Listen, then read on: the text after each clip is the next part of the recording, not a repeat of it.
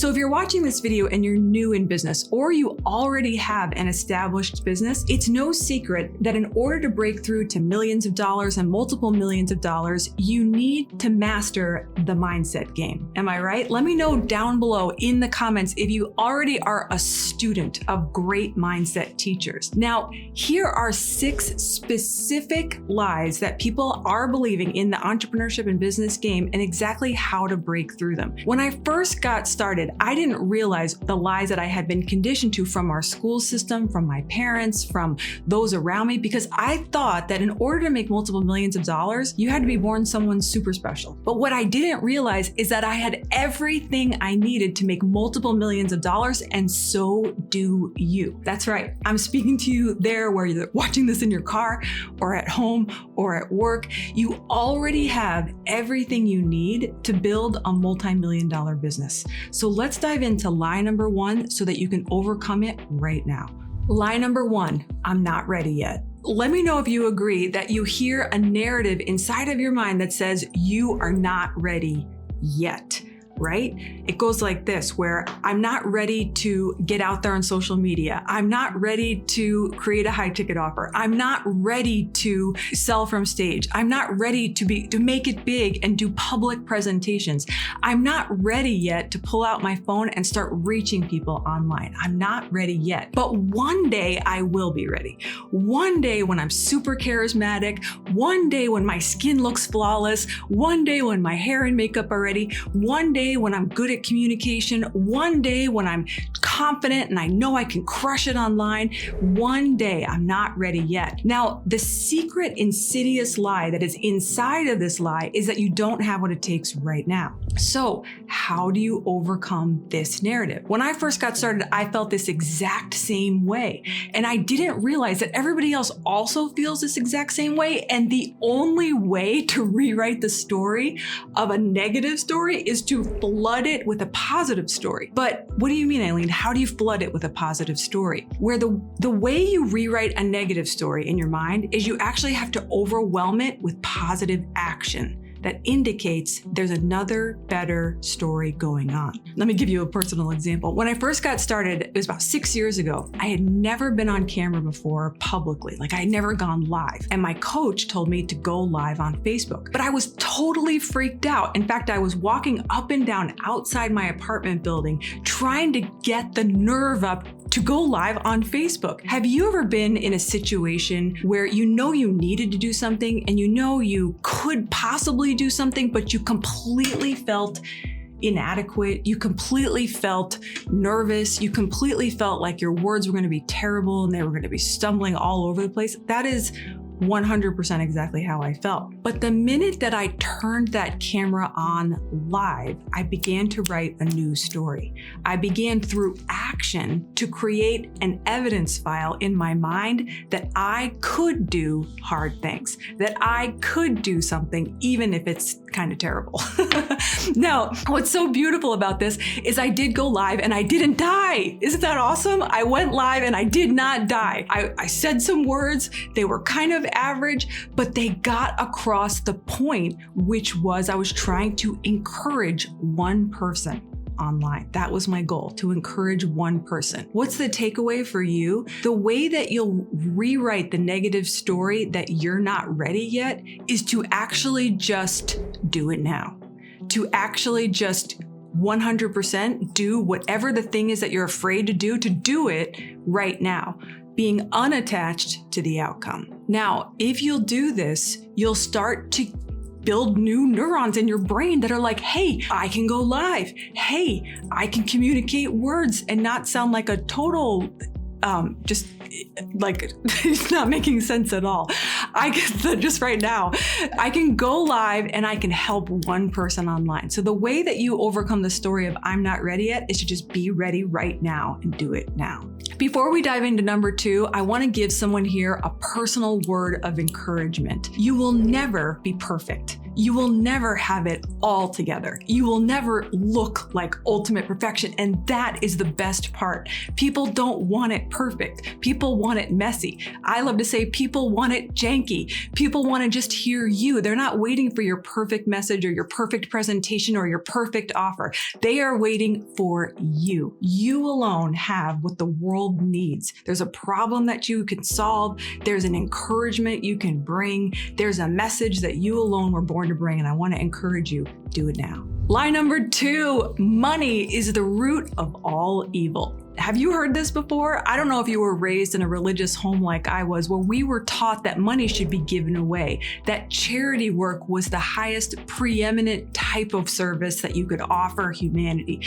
We were taught, perhaps like you were in movies and in TV shows, that people who were rich were often the villains. Did you ever notice this in TV shows and movies? Like the first shot in the movie is like a big skyscraper and there's like a billionaire there with a private helicopter and he's like making all this money, but he also is the absolute enemy in the movie. Whether you know it or not, you've been subconsciously pre-programmed to think that money is the root of all evil. A little while ago, there was a story about a group of men who were in a submarine and they were all billionaires, and tragically something terrible happened to that submarine, and the world, many of them celebrated, thinking, oh, they deserved that, or they shouldn't have been down there, or they should have done this.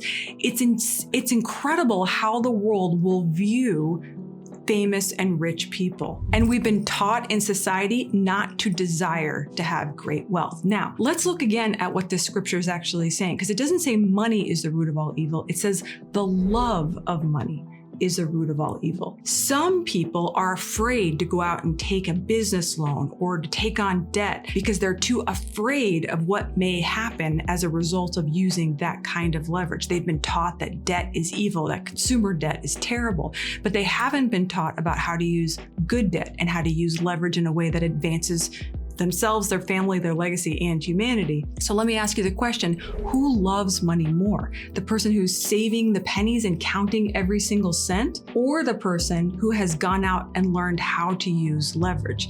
I would say to you, money isn't the root of all evil. The love of money, the fear of it going away, the fear of not getting more of it, the fear of not trying to look for another job or a better career, the fear around money, it's the love of money, the attachment to money that is the root of all evil. How do you cure this narrative inside of your life? You open wide your hands and you understand that money is fluid, money is everywhere, money comes and goes, and it goes to the people that know how to leverage it the most. Money is a resource that you can create. Think about this. Money isn't scarce. Money isn't in limited supply. How do we all know that money isn't limited supply? Because the government's printing billions upon billions and billions of dollars every single day. Money is not limited, my friend. Mindsets are limited. So what you want to do is not have the attachment to money, the love of money. You want to have unattachment to money. It's not saying don't love money. We all love money and what it can do for people, but we're not going to be overly attached and fearful about money. This is why you can open your hands freely and lightly and invest it into assets, into resources, into masterminds, into coaching. You can always invest it. Why? Because you'll know it will always come back. It will always come back. Why will it always come back? Because you, my friend, are born in the image of God, and we see in the scripture that God is a creator. So you are a creator of money, a creator of value, a creator of wealth on the earth. So you don't need to love money.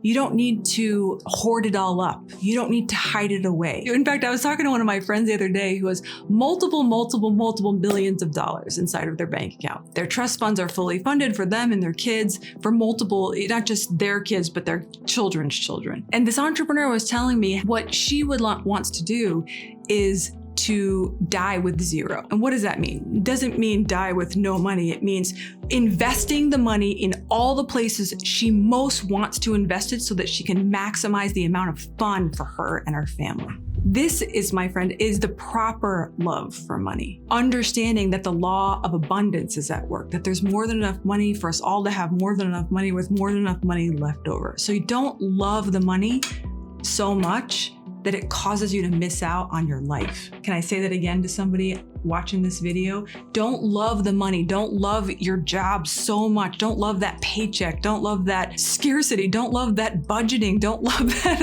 that penny pitching so much that you miss out on all of life. Hold the money open and freely in your hands, and you will always have more than enough. One great way to practice this and overcoming this lie in your life and in your mind is to walk around your house and walk with your kids. And whenever you talk about money, say, there's more where that came from. There's more where that came from. Oh, no, we can totally buy that because there's more where that came from. There's always more than enough money, always. And I know that you know that to be true. So don't be attached to the money. Hold the money freely. All right, lie number 3, I have to work harder to earn more. Can I set somebody free today?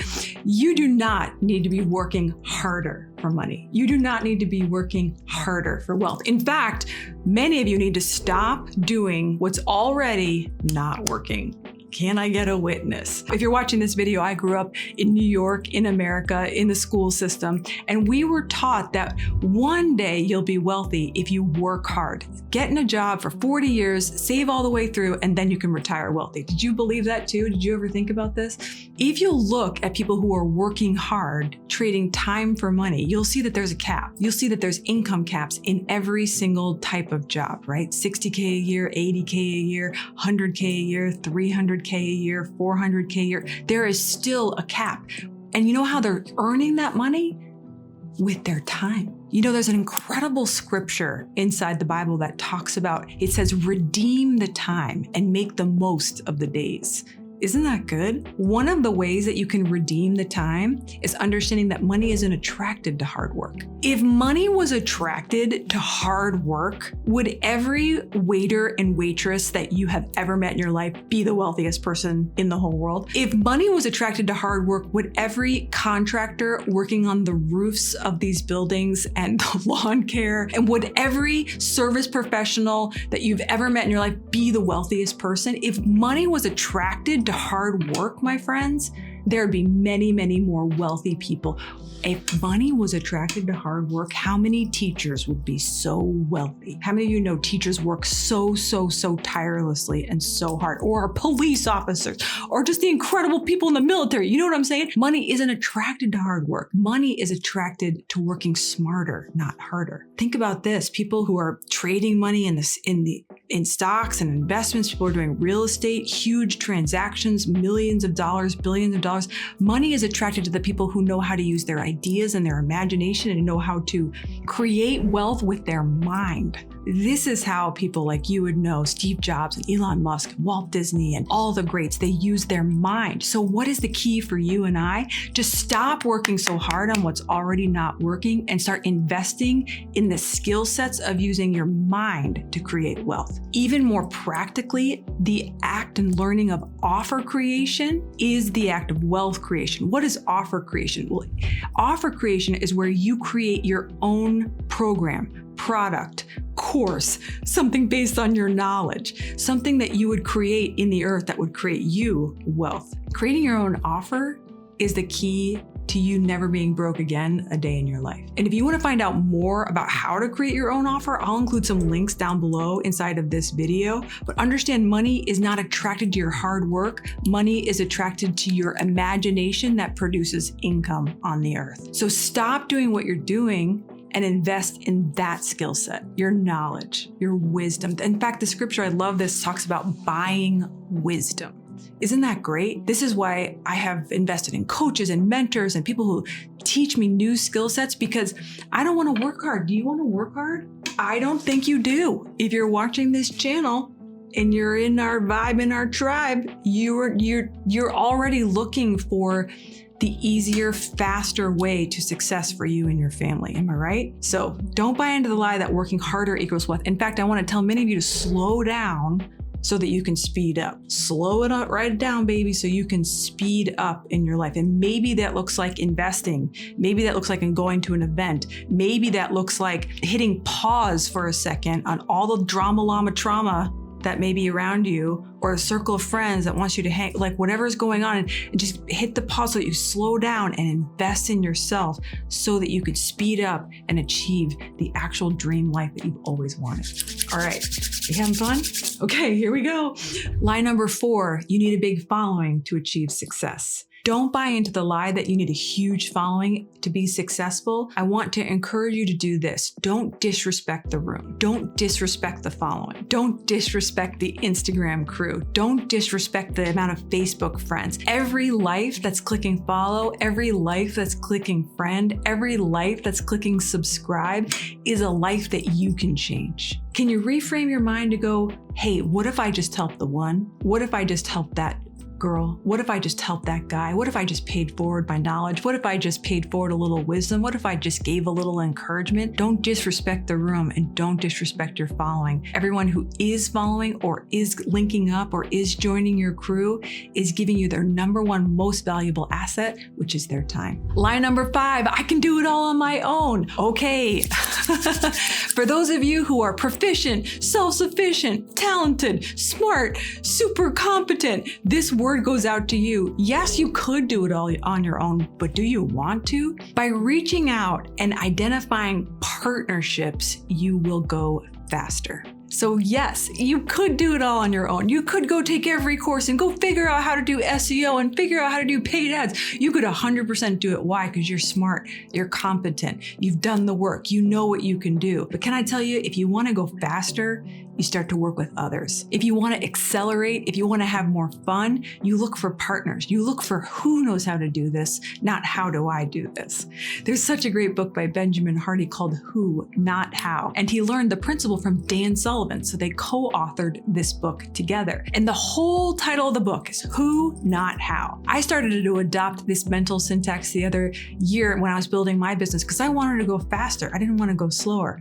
And I met a guy, he's a great friend of mine named Joe. And Joe just had so many skill sets that I didn't have. For instance, he could walk into a room and he was so extroverted and he could just light up a stage, light up a group of people. And I thought, wow, this would be really fun to do some events with Joe. So Joe and I did some master classes together. In fact, we did them every Friday night a couple years ago in 2020. Every Friday night, Joe and I would basically have a party online. And Joe was so extroverted and so kind of loud and boisterous and fun and full of smart things to say that I would just sit there and sometimes just have a great time and not even contribute that much. Joe helped me go further, faster, helping me identify a new offer, helping me build our email list, helping me have more fun. I've gone on to have partnerships in all sorts of areas of my business that I am not as skilled and talented. Now I could go learn those things, but do I really want to? And do you really want to? So the quickest way to overcome this lie right now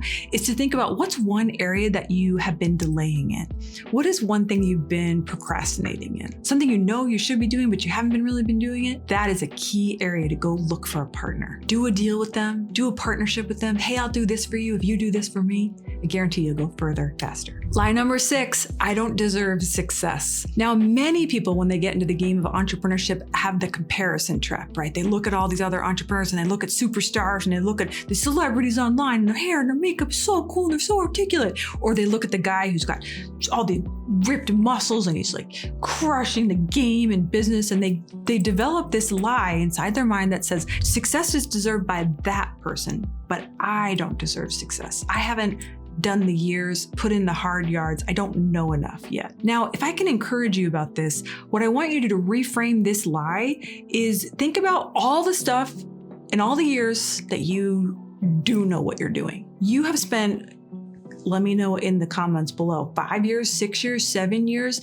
in a skill set, in an area of expertise. You know so much stuff that you don't even know that you know. You're so deep in it. You're so intelligent about it. In fact, somebody could just ask you a couple questions and you could probably go off for about 45 minutes on that thing. So often we're not aware. The game is awareness. The game is taking an inventory of your magnificence in the skill set that you already have. I already see you. I already know that you know all those things that you know. Now, a really cool hack for this is to go teach some of your skill set and your knowledge in a room that doesn't know what you know.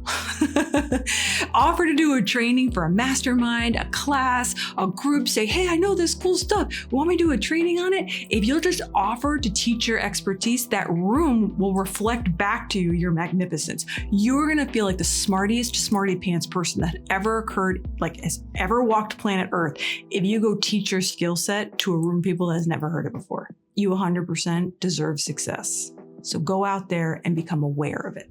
Okay, so to recap these lies, number 1, I'm not ready. Number 2, money is the root of all evil. No, it's not. Number 3, I have to work harder to earn more. Number 4, you need a huge following, which you 100% don't. Number 5, you can do it all on your own. And number 6, I don't deserve success. I hope by the end of this video, you've been able to rewrite the lies inside of your own mind and see that the only limitation that exists occurs in your own mind. You are everything that you need to be right now to achieve your wildest financial dreams. I hope this video has encouraged you. I can't wait to encourage you in the next video. If you want to dive deeper and grow your business and crush your communication skills, check out the resources in the links below, and I can't wait to see you in the next video.